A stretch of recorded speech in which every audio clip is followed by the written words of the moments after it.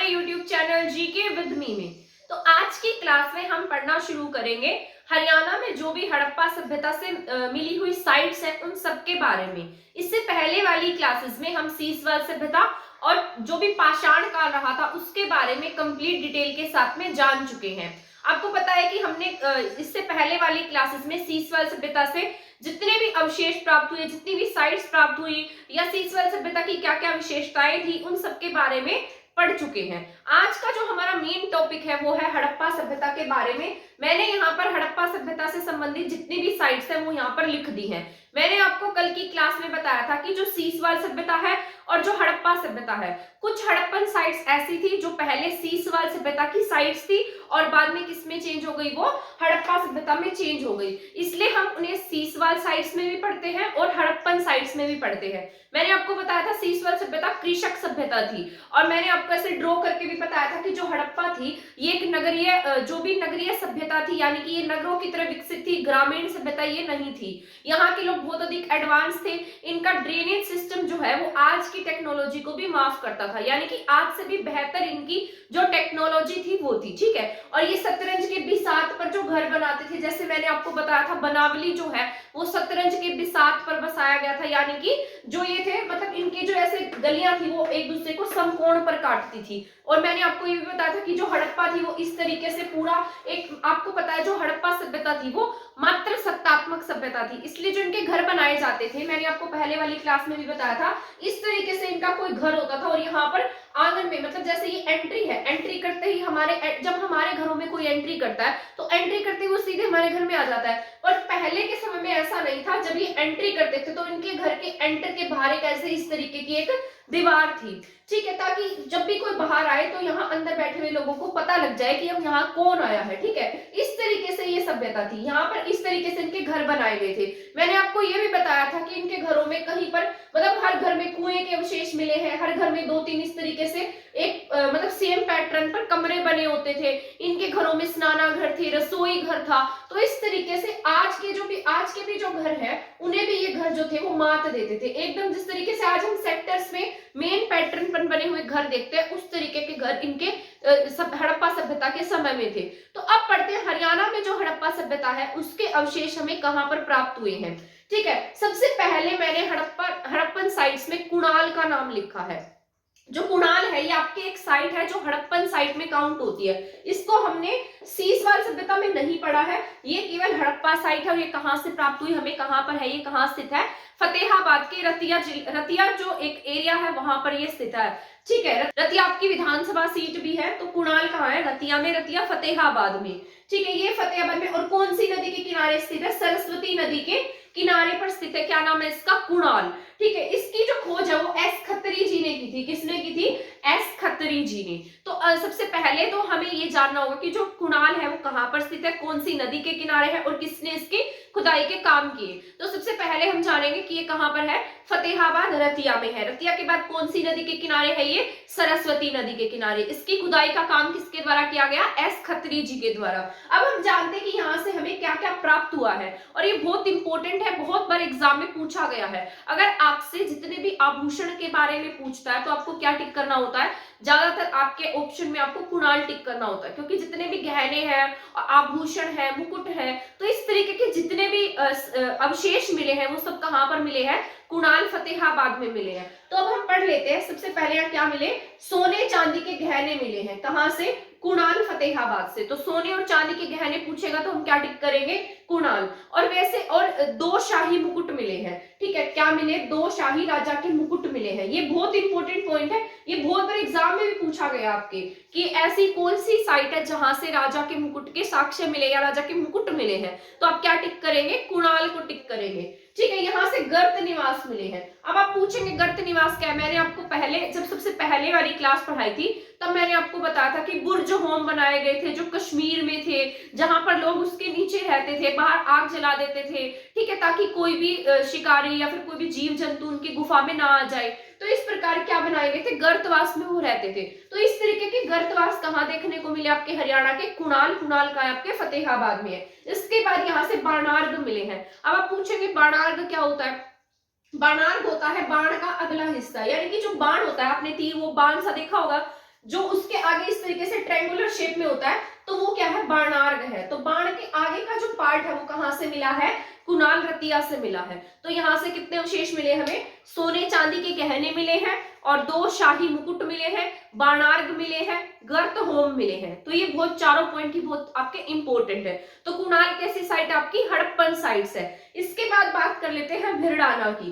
भिरडाना मैंने आपको बताया था कि जो भिरडाना है, राखीगढ़ी है, भिरडाना आपकी सबसे ओल्डेस्ट साइट है और राखीगढ़ी की आपकी सबसे लार्जेस्ट साइट है। तो ये मैं आपको बता चुकी हूँ। भिरडाना भी कहा आपके फतेहाबाद में है और ऐसे ही आपके कुणाल भी कहा था, फतेहाबाद की साइड थी। ठीक है, ये भी कौन सी नदी के किनारे है, सरस्वती नदी के तट पर है। और ये जो सभ्यता थी आपकी, कुणाल जो साइट थी वो भी कौन सी नदी के किनारे बस रहे थे, ये सरस्वती नदी के किनारे। आपने पढ़ा होगा कि हड़प्पा के समय में आपके यहाँ पर 7 नदियां फेमस थी, ये सप्त सैंधव प्रदेश में रहते थे, जिसमें से हमारे हरियाणा की सरस्वती नदी का नाम बहुत, मतलब सरस्वती जो थी वो पवित्र नदियों में से मानी जाती थी। ठीक है, ये लोग क्या करते थे, पूजा भी करते थे। तो हमारे हरियाणा में कौन सी नदी देखने को मिलेगी आपको ज्यादा, सरस्वती नदी। ठीक है, इसकी खुदाई जो थी वो एस राव के द्वारा कराई गई और ये एस खत्री जी ने कराई है, ये एस राव ने। ठीक है, किसने, एस राव के द्वारा इसकी खुदाई का काम कराया गया। और कब हुआ है, 2003 से 2004 में इसकी खुदाई का काम हुआ। ठीक है, तो ये जो खुदाई के काम है ये चलते रहते हैं, जैसे अभी राखीगढ़ी में भी चल रहा है। तो ये मतलब कैसी साइट है, ओल्डेस्ट साइट है। तो आपको याद रखना है, सबसे ओल्डेस्ट साइट पूछेगा तो आप क्या टिक करेंगे, भिरडाना को टिक करेंगे। और लार्जेस्ट साइट पूछता है तो आप राखीगढ़ी टिक करेंगे। राखीगढ़ी सिर्फ हरियाणा की नहीं है बल्कि पूरे इंडिया की सबसे बड़ी साइट्स है, हड़प्पन साइट्स में से। ठीक है, इसके बाद आ जाती है राखीगढ़ी ही। ठीक है, राखीगढ़ी जो साइट है ये आपके हिसार में पड़ती है। हिसार का जो नारनौंद एक छोटा सा कस्बा है वहां पर ये क्या है, ये साइट जो है राखीगढ़ी है। ठीक है, ये ग्रीष्मदी और चेटांग नदियों के आसपास यानी कि इनके किनारे पर अवस्थित थी, सबसे बड़ी साइट है, लार्जेस्ट साइट है। इसकी खुदाई का काम जो किया है वो डॉक्टर अमरेंद्र नाथ ने किया है। तो ये इंपॉर्टेंट है आपका, किसके द्वारा किया गया है, डॉक्टर अमरेंद्र नाथ। यहाँ से क्या क्या मिला है, यहाँ से गेहूं के साक्ष्य, चावल के साक्ष्य। ठीक है, तो ये इंपॉर्टेंट है, गेहूं और चावल के साक्ष्य मिले। इसके साथ साथ ये बहुत इंपॉर्टेंट पॉइंट है आपका, यहाँ पर मृतक जो थे ना वो बहुत लंबे गड्ढे में दफनाए जाते थे। अब इसके पीछे का क्या लॉजिक है, क्योंकि यहाँ से ना एक ऐसा शव मिला जो 10 फीट से भी ज्यादा लंबा था, जो खली है खली से भी ज्यादा लंबा जो ये शव मिला है वो इतना लंबा था। ठीक है, तो 10 फीट से भी ज्यादा इसकी हाइट थी। तो ये मृतक को किसमें दफनाया गया, एक लंबे गड्ढे में दफनाया गया था। और जो इसका जो कंकाल है वो नेशनल म्यूजियम दिल्ली में रखा गया है। ठीक है, इसके साथ ईंटों के अन्नानागर मिले। ठीक है, ईंटों के क्या बनाए गए, अन्नागर बनाए गए थे। जैसे आपने पढ़ा था हड़प्पा में मोहनजोदड़ो में अन्नानागर थे, हड़प्पा में अन्नानागर थे। ठीक है, तो यहाँ पर भी क्या थे, अन्नागर थे, यानी कि एक तरीके का स्टोर हाउस था जिसमें फूड स्टोर करके रखते थे, ताकि अगर कोई भी आगे आने वाले समय में इनको खाने की जरूरत पड़ती है, सूखा पड़ जाता है, अकाल पड़ जाता है या खाने की कमी हो जाती है, तो अपनी सेफ्टी के लिए क्या करते थे, उसमें खाने को, फूड को स्टोर करके रखते थे, जिसे क्या नाम दिया इन्होंने, अनागर नाम दिया, अन्नानागर। ठीक है, और क्या मिला यहाँ से, मानव की खोपड़ी मिली है, चित्रित मृत भांड मिले हैं अलग अलग। इसके साथ साथ शवदान के साथ कीमती सामान, यानी कि जो भी यहाँ पर जो भी शव मिले हैं उसके साथ साथ इनके जो कीमती सामान है वो भी दफनाए गए थे। ठीक है, इसके साथ साथ ये टेराकोटा, टेराकोटा क्या होता है, पक्की ईंटों के साक्ष्य मिले हड़प्पा से। ठीक है, तो पक्की ईंटें मिली हैं, टेराकोटा किसे कहा जाता है, पक्की ईंटों को ही हम कहते हैं। इसके साथ साथ शवदान के साथ इनके कीमती सामान रखे गए थे। यहाँ से क्या मिले, अभी यहाँ पर खुदाई का काम चल रहा था तो तंदूर के साक्ष्य मिले हैं, साथ साथ सोने चांदी के साक्ष्य मिले हैं, चूड़ियां मिली हैं, और क्या मिला यहाँ से, चित्रित मृत भांड मिले हैं, मानव खोपड़ी मिली है। आपने खोपड़ी पढ़ी थी ना, जो सबसे पुरानी मिली थी, जो कब मिली थी, पाषाण काल में मिली थी। 1.5 करोड़ साल पुरानी खोपड़ी कहाँ से मिली, आपके पिंजौर से मिली है। ठीक है, और एक मानव खोपड़ी कहाँ से मिली, आपके राखीगढ़ी से मिली है। तो आपको ये पॉइंट्स याद रख लेने हैं। कुणाल रतिया हमने कहाँ पढ़ा, फतेहाबाद में। इसके बाद हमने भिरडाना पढ़ा, ये भी फतेहाबाद में था। ठीक है, इसके बाद हमने राखीगढ़ी पढ़ा है जो कहाँ है, आपके हिसार में है। ठीक है, नारनौंद के एरिया में लगता है ये। इसके बाद पढ़ लेते हैं बालू। बालू के बारे में मैंने आपको कल पढ़ाई दिया था, बालू कैथल के बारे में। तो इसके बारे में बस ये जान लेते हैं, इसकी खुदाई का काम 1978 में डॉक्टर जिमली के द्वारा किया गया। ठीक है, तो जिमली ने किसकी खुदाई का काम कराया है, बालू। बालू कहाँ पर, आपके कैथल में है। इसके बाद ये बहुत इंपॉर्टेंट था, भगवानपुर, मैंने कल की क्लास में भी आपको बताया है, 2-3 क्लासेस में मैंने आपको इसके बारे में पढ़ाया था।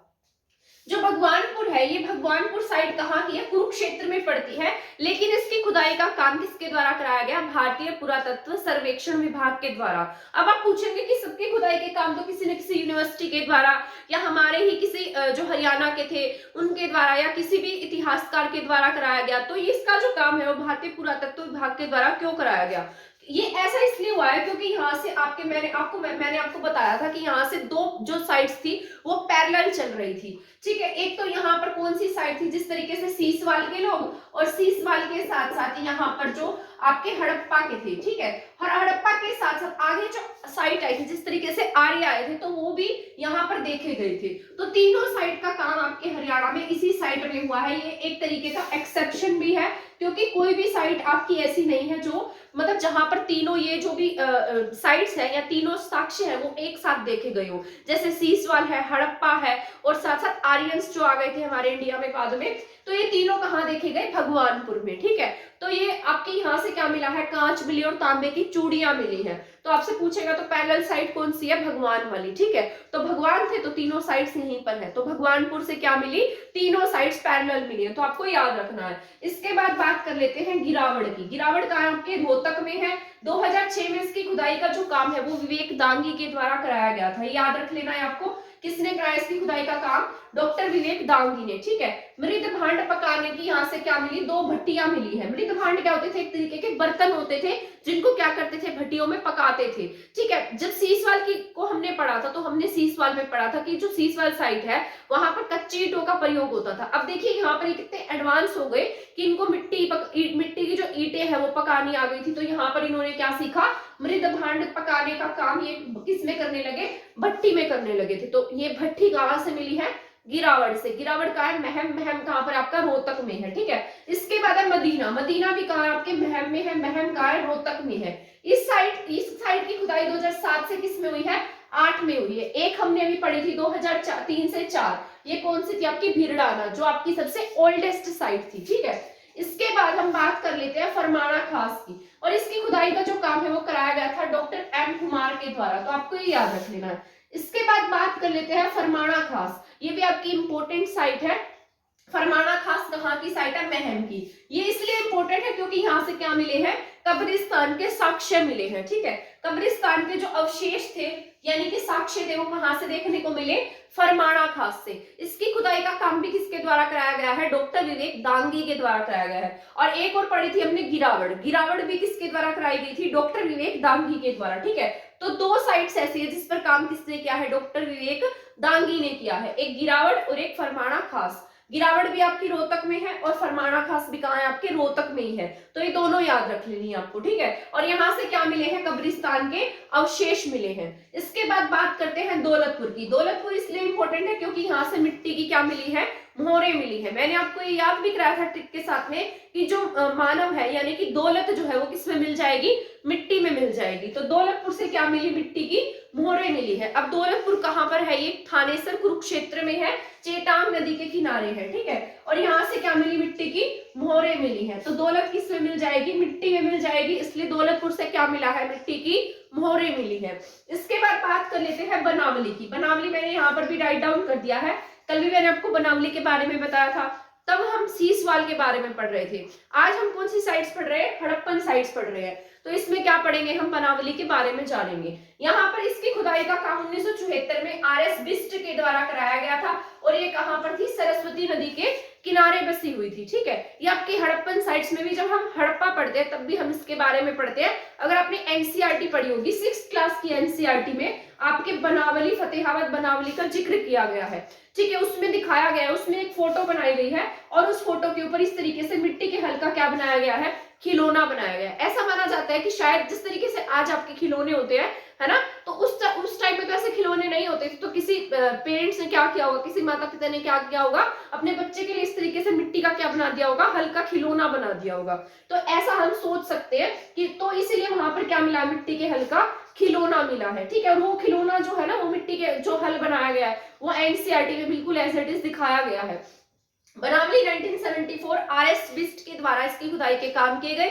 ये सरस्वती नदी के किनारे थी। ठीक है, यहाँ से जो बेस्ट मिला है ना वो मतलब जो हड़प्पन साइट्स थी, हड़प्पन साइट्स में जितनी भी साइट्स हुई हैं उनमें सबसे बेस्ट क्वालिटी का जो था वो कहाँ से मिला है, आपके बनावली से मिला है। और यहाँ से अर्ध जले जो के साक्ष्य भी मिले हैं। इसके साथ साथ यहाँ पर जुते हुए खेत मिले हैं। ऐसा माना जाता है कि जो कृषि में एडवांस था, कृषि में बेटर था, वो कौन सा था, आपकी बनावली साइट जो थी वो कृषि में सबसे बेहतर साइट थी। इसलिए यहाँ से जुते हुए खेत के क्या मिले, साक्ष्य मिले हैं। इसके साथ साथ मातृ देवी की मूर्तियां मिली हैं, क्योंकि हमने पढ़ा था कि जो हड़प्पा साइट है वो कैसी है, मातृ देवी यानी कि मातृ प्रधान थी। यहाँ पर जो स्त्री थी उसको ज्यादा प्रामाणिकता दी जाती थी। जिस तरीके से आज हमारा पितृसत्तात्मक देश है, पहले कैसा था, मातृ सत्तात्मक था। इसलिए यहाँ से क्या मिली है, मातृ देवी की मृण मूर्तियां मिली है। इसके बाद यहाँ पर अग्नि वेदिका मिली है। अब आप पूछेंगे अग्नि वेदिका क्या है, एक टाइप का क्या होता था, हवन कुंड मिले। इस तरीके के क्या मिले हैं, हवन कुंड, जिसे क्या नाम दिया गया, अग्नि वेदिका। या तो इसमें ये कुछ भी